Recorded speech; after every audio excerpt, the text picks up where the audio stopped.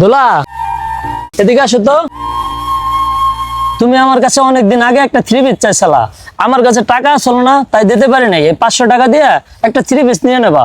কিন্তু তোমার কি চলার মতন টাকা আছে? তোমার গাড়ি ভাড়া লাগবো না? আচ্ছা, তোমার এই নিয়ে চিন্তা করতে হবে না, একটা না একটা ব্যবস্থা হয়ে যাবো। আচ্ছা, আমি তাহলে এখন যাই। আচ্ছা ঠিক আছে, সাবধানে যাইও। দোলা, এদিকে আসো। তাড়াতাড়ি রেডি হও, চাল ডাল তো ঘরে কিছুই নাই, আমরা দুজনে মিলে বাজার থেকে কিনে নিয়ে আসি।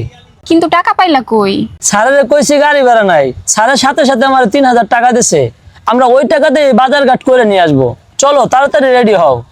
কিন্তু আমি তো বাজার থেকে চালের সবই নিয়ে আইছি। কিন্তু তুমি টাকা পাইলা কই? কেন, সকালে যে তুমি আমারে টাকা দিছো, এই টাকা দিয়েই বাজার সদাই করে নিয়ে আইছি। তুমি কইলা তোমার একটা থ্রি পিস পছন্দ হয়েছে, এই জন্য তোমার টাকাটা দিলাম, আর ওই টাকা দিয়ে তুমি বাজার ঘাট করে নিয়ে আসছো। এমন তো না যে তুমি আমাকে পরে কাপড় চোপড় কিনে দিতে পারবা না। বেতন পাইলে তুমি আমারে কাপড় চোপড় কিনে দিও। আমি যদি এই টাকা দিয়ে কাপড় চোপড় কিনতাম তাহলে কি হইতো? তাহলে কি করতা? ভাড়ার টাকা দিয়ে বাজার করতা, আর সারা মাস তোমার হাটে যাওয়া লাগতো। আমার যা ভালো মনে হয়েছে আমি তাই করছি। সংসারটা তোমার একার না, আমারও।